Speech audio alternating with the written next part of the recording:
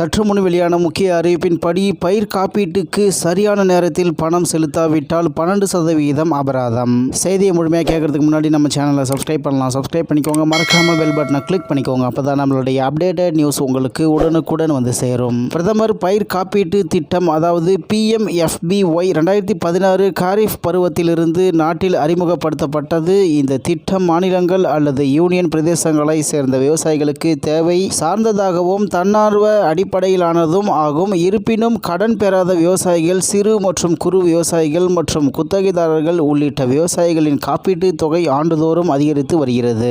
அரசாங்கத்தால் எடுக்கப்பட்ட பல்வேறு நடவடிக்கைகளை கருத்தில் கொண்டு பதிவு செய்யப்பட்ட மொத்த விவசாயிகளின் எண்ணிக்கை 2022 முதல் 2023 3.17 கோடியிலிருந்து 2024 முதல் 2025 4.19 கோடியாக அதிகரித்துள்ளது. அதாவது 32% அதிகரிப்பு. 2024 முதல் 2025 இந்த திட்டத்தின் கீழ் சேர்ந்த விவசாயிகளின் எண்ணிக்கை இந்த திட்டம் தொடங்கப்பட்ட தேதியிலிருந்து மிக அதிகமாக உள்ளது. 2024 முதல் 2025 ஆண்டில் இந்த திட்டத்தின் கீழ் பதிவு செய்யப்பட்ட மொத்த விவசாயி விண்ணப்பங்களில் முறையே 6.5%, 17.6% மற்றும் 48% குத்தகைதாரர், குறு விவசாயி மற்றும் கடன் பெற்ற விவசாயிகளுடன் தொடர்புடையவை. விவசாயி விண்ணப்பங்களின் காப்பீட்டு தன்மையை அதிகரித்தல், வெளிப்படை தன்மையை கொண்டு வருதல், இழப்பீடு கோரிக்கைகளுக்கு சரியான நேரத்தில் தீர்வு காண்பதை உறுதி செய்தல் மற்றும் திட்டம் குறித்த விழிப்புணர்வை அதிகரித்தல் ஆகிய சிறப்பம்சங்கள் அடங்கிய இந்த திட்டத்தை செயல்படுத்துவதை வலுப்படுத்த அரசாங்கம் பல்வேறு நடவடிக்கைகளை எடுத்துள்ளது. அதன்படி மானியம் செலுத்துதல், ஒருங்கிணைப்பு, வெளிப்படைத்தன்மை, தகவல்களை பரப்புதல் மற்றும் சேவைகளை வழங்குதல் ஆகியவற்றை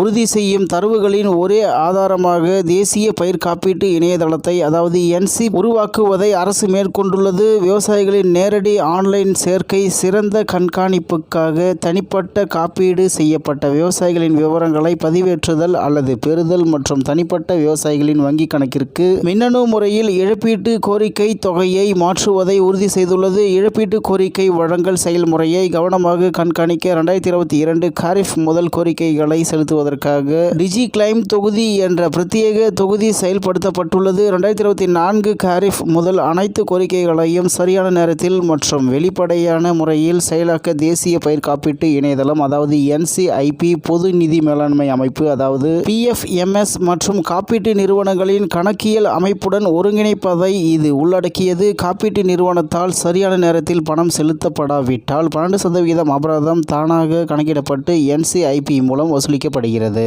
மேலும் 2025 காரிஃப் பருவத்திலிருந்து திட்டத்தின் விதிகளின்படி தங்கள் பிரீமிய பங்கை முன்கூட்டியே டெபாசிட் செய்வதற்காக சம்பந்தப்பட்ட மாநில அரசு அதாவது ESCROW கணக்கை திறப்பது கட்டாயமாக்கப்பட்டுள்ளது. காப்பீட்டு நிறுவனத்தால் கோரிக்கைகளை செலுத்துவதில் தாமதம் ஏற்பட்டால் 12% அபராதம் விதிப்பது தேசிய பயிர் காப்பீட்டு போர்ட்டலில் அதாவது NCIP தானாகவே கணக்கிடப்படுகிறது. PMFBY-இன் முக்கிய அம்சங்களை விவசாயிகள் மற்றும் பஞ்சாயத்து ராஜ் அமைப்புகளின் அதாவது PRIS உறுப்பினர்களிடையே பரப்புவதற்காக மாநிலங்கள், காப்பீட்டு நிறுவனங்கள், நிதி நிறுவனங்கள் மற்றும் பொது சேவை மையங்கள் அதாவது CSCS வலைப்பின்னலை பயன்படுத்துதல் ஆகியவற்றால் மேற்கொள்ளப்படும் விழிப்புணர்வு நடவடிக்கைகளுக்கு அரசாங்கம் தீவிரமாக ஆதரவளித்து வருகிறது. மேலும் கட்டமைக்கப்பட்ட விழிப்புணர்வு பிரச்சாரம் பயிர் காப்பீட்டு வாரம் 2021 காரிஃப் பருவத்திலிருந்து வேளாண்மை மற்றும் விவசாயிகள் நல அமைச்சகத்தால் தொடங்கப்பட்டுள்ளது. இதனுடன் திட்டத்தை செயல்படுத்துவதற்கான பல்வேறு அம்சங்கள் குறித்து விவசாயிகளின் விழிப்புணர்வை வளர்ப்பதற்காக கிராம பிரதேச